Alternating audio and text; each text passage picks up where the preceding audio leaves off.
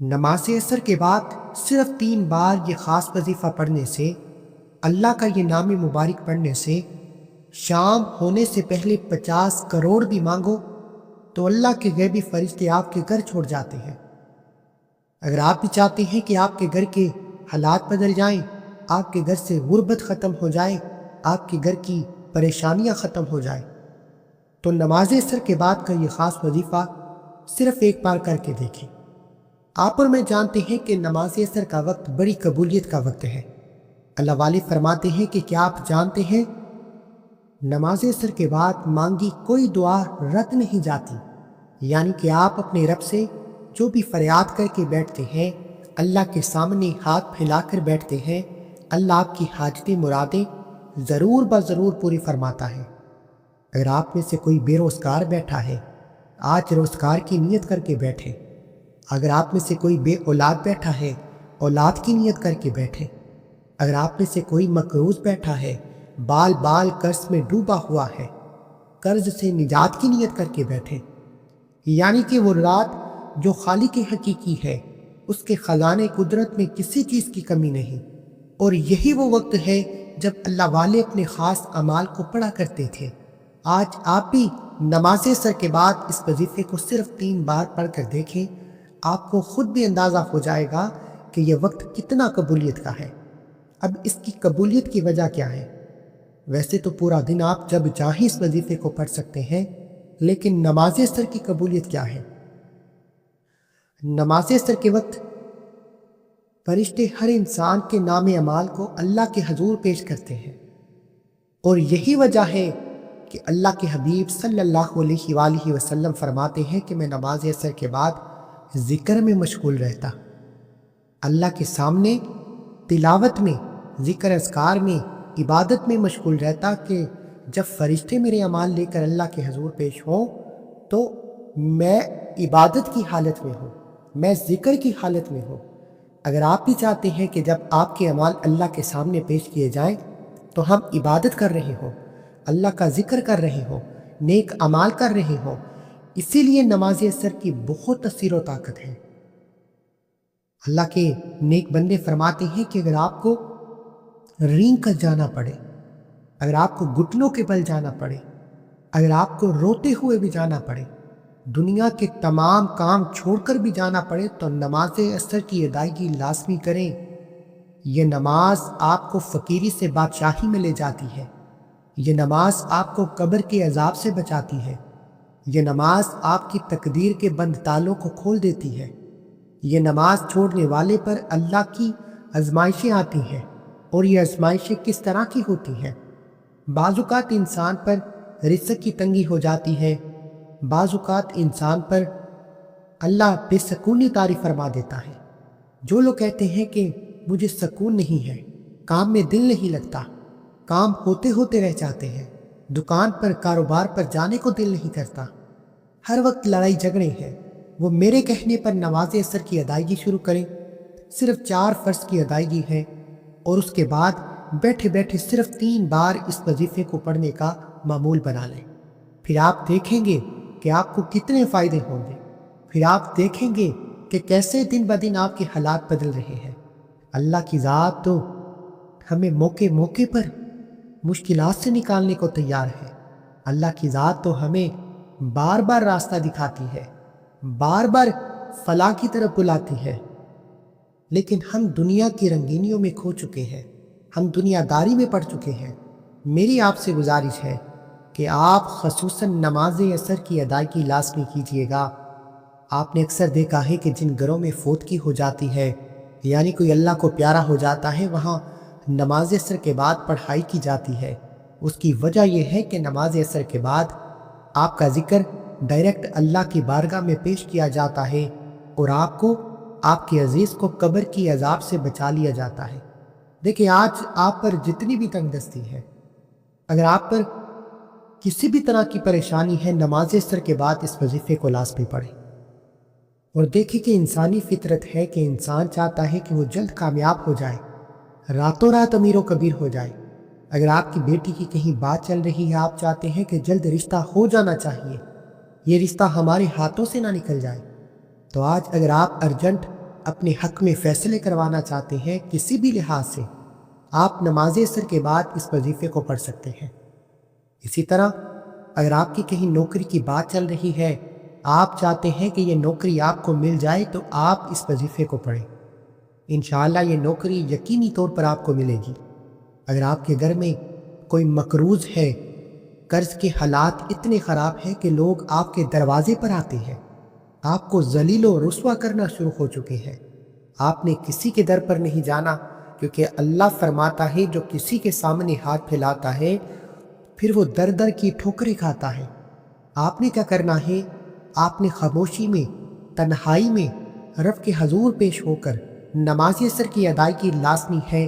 نماز عصر کے بغیر یہ وظیفہ نامکمل ہے۔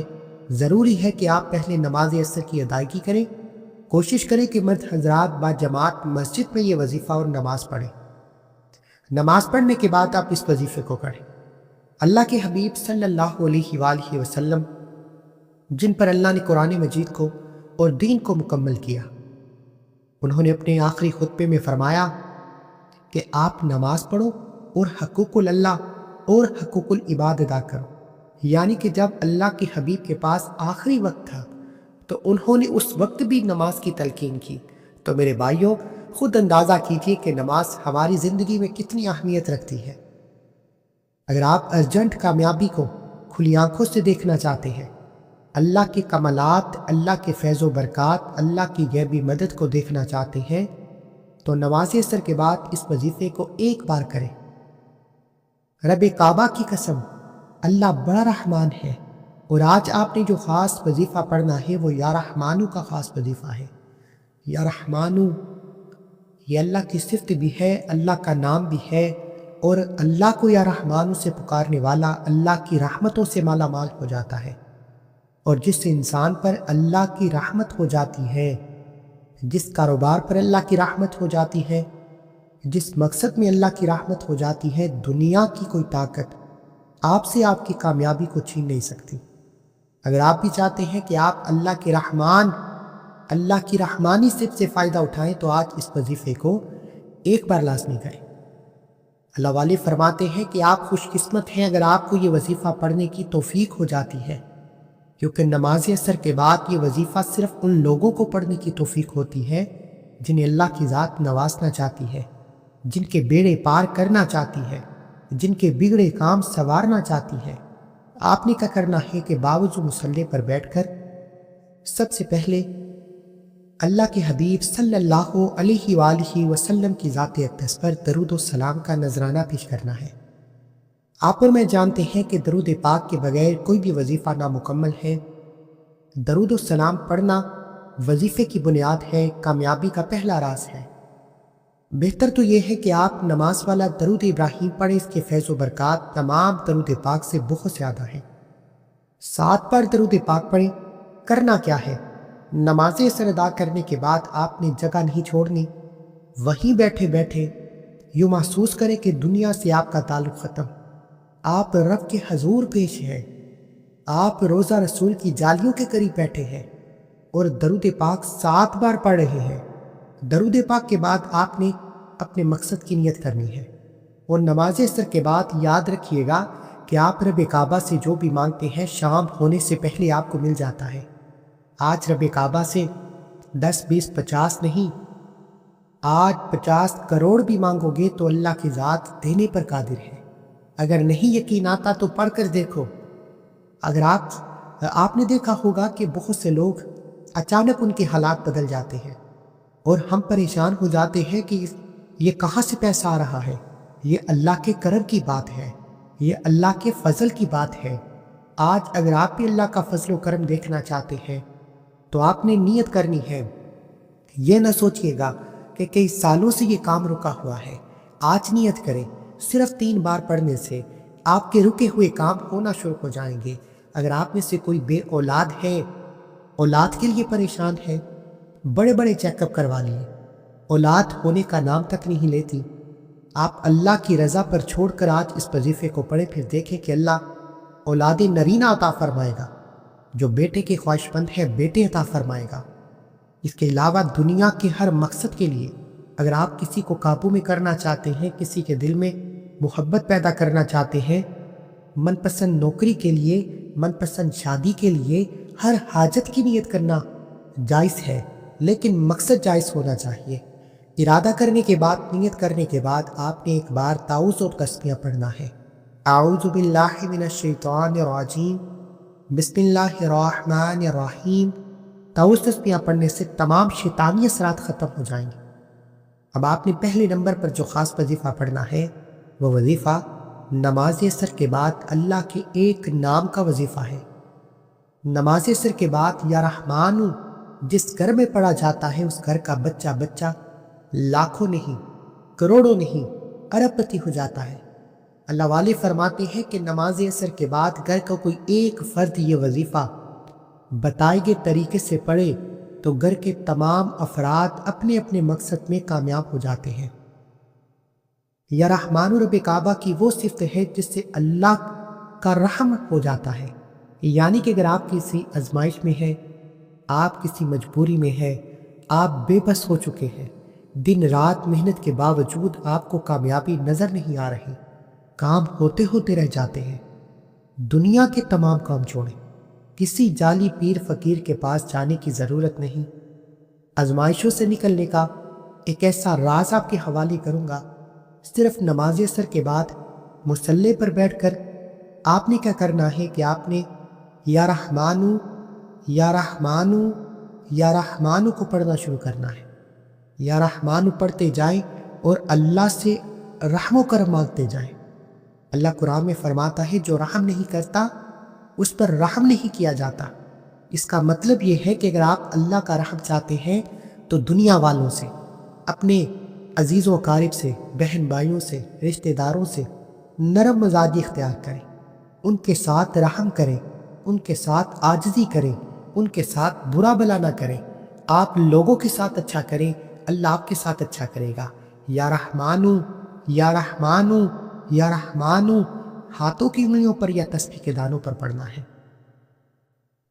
اور اس نام کو پڑھتے ہوئے جتنا ہو سکے رب کعبہ سے مانگے گا، کیونکہ آج آپ رب کعبہ سے جو بھی مانگیں گے آپ کو 100% گارنٹی کے ساتھ مل کر رہے گا۔ تو پھر کیوں نہ اللہ کریم سے مانگا جائے، اپنی حاجتیں مرادیں پوری کروا لی جائے، اپنی خواہشات کو پورا کروا لیا جائے۔ آپ نے 21 بار اس نام مبارک کو پڑھنا ہے، اور اس دوران کسی سے بات نہیں کرنی، نہ ہی کوئی آپ سے بات کرے گا۔ جتنی توجہ کے ساتھ پڑھیں گے، یوں محسوس کریں کہ آپ روزہ رسول کی جالیوں کے قریب ہیں، یوں محسوس کریں کہ آپ اللہ کا یہ نام پڑھ رہے ہیں، آپ کے قریب ایک فرشتہ مقرر ہے، آپ جو کچھ مانگ رہے ہیں اللہ کے فرشتے اللہ کے حضور پیش کر رہے ہیں۔ میرے نزدیک وہ بندہ اپنی کامیابی کے راستے میں سب سے بڑی رکاوٹ خود ہے، سب سے بڑا دشمن خود ہے، جو آج اس ویڈیو کو سکپ یا کاٹ کر دیکھے گا۔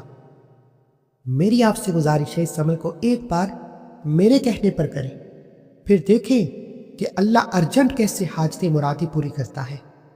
اللہ کے اس نام کو پڑھنے کے بعد اب آپ نے فوری طور پر دوسرے نمبر پر جو خاص وظیفہ پڑھنا ہے، وہ وظیفہ ایک ایسی قرآنی آیت مبارکہ کا وظیفہ ہے جس سے آج تک جس نے بھی نماز عصر کے بعد پڑھا، رب کعبہ سے جو بھی مانگا، اللہ نے مصلی چھوڑنے سے پہلے عطا فرمایا۔ آج یہ وظیفہ پڑھنے کے بعد آپ کو کئی مہینوں اور گھنٹوں تک انتظار نہیں کرنا پڑے گا۔ آپ یہ وظیفہ پڑھ رہے ہوں گے، اللہ والے فرماتے ہیں کہ بعض اوقات یہ وظیفہ پڑھتے دوران ہی آپ پر اللہ کی رحمتیں، برکتیں چھما چھم بارش کی طرح برسنا شروع ہو جاتی ہیں، اور بعض اوقات آپ یہ وظیفہ شروع کرتے ہیں، اللہ کے غیبی فرشتے آپ کے قریب آتے ہیں اور آپ کے بگڑے کام سنور جاتے ہیں، اور بعض اوقات وظیفہ مکمل ہوتے ساتھ ہی آپ جس طرف قدم بڑھاتے ہیں کامیابی مقدر ہو جاتی ہے۔ جتنا مانگتے ہیں، جیسا مانگتے ہیں، وہ آپ کو مل کر رہتا ہے۔ اب آپ نے نماز عصر کے بعد دوسرے نمبر پر جو خاص وظیفہ پڑھنا ہے، وہ ایک ایسی آیت مبارکہ ہے جسے صحابہ اکرام کا وظیفہ کہا جاتا ہے۔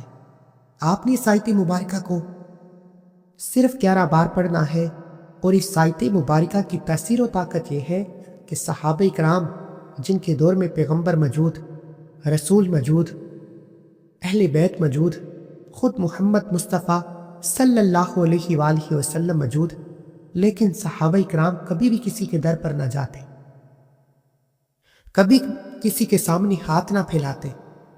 اور آج ہم پر مشکل وقت آتا ہے، ہم جعلی پیروں فقیروں کے پاس چلے جاتے ہیں، ہم در در کی ٹھوکریں کھاتے ہیں، جبکہ اللہ نے قرآن میں فرمایا ہے کہ ہر شے کا حل قرآن میں موجود ہے۔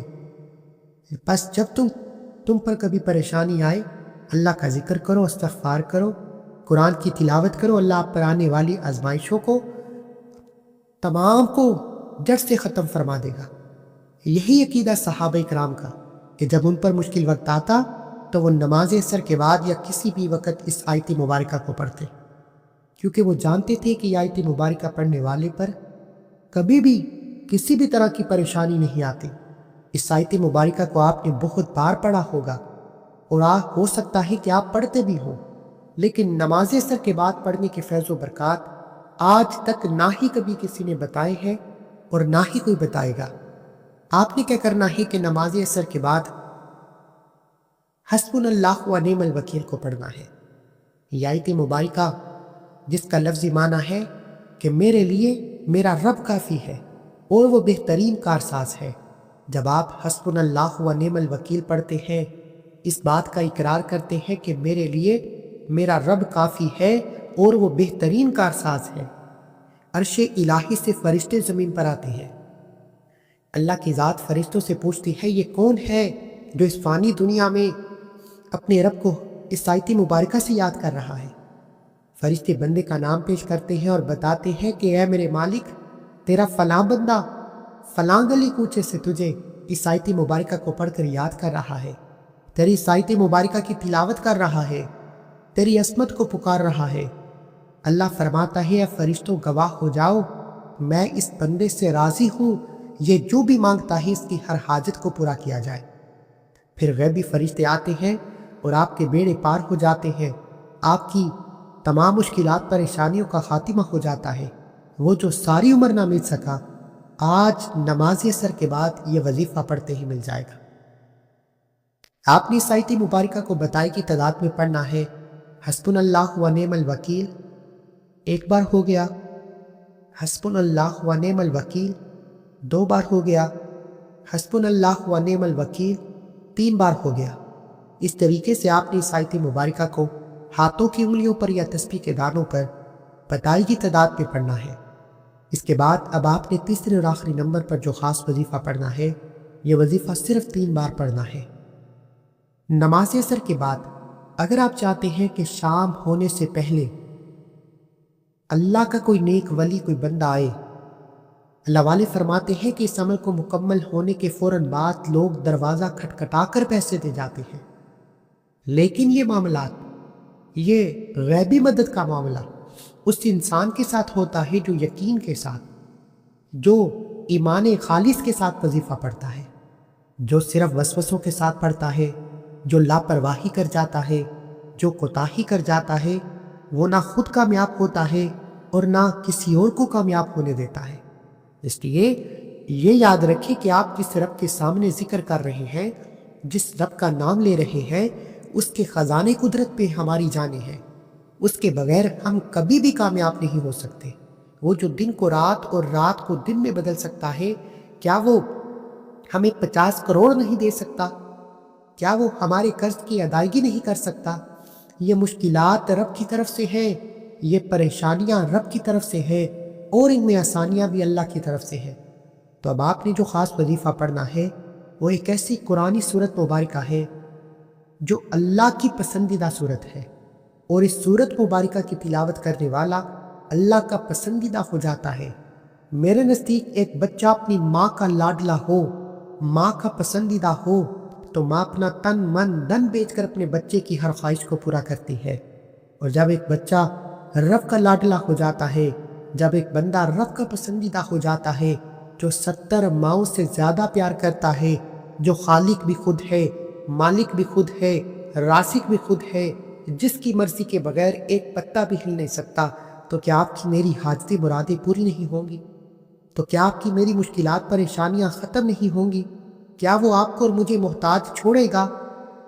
اس لیے آج آپ نے جو قرآنی صورت پڑھنی ہے، یہ اللہ کا پسندیدہ اور لاڈلا بنا دیتی ہے، کیونکہ اللہ نے اس میں واضح طور پر فرمایا ہے کہ اللہ ایک ہے، اللہ بے نیاز ہے، نہ وہ کسی کا باپ ہے نہ وہ کسی کا بیٹا ہے، اس کا کوئی ہمسر نہیں۔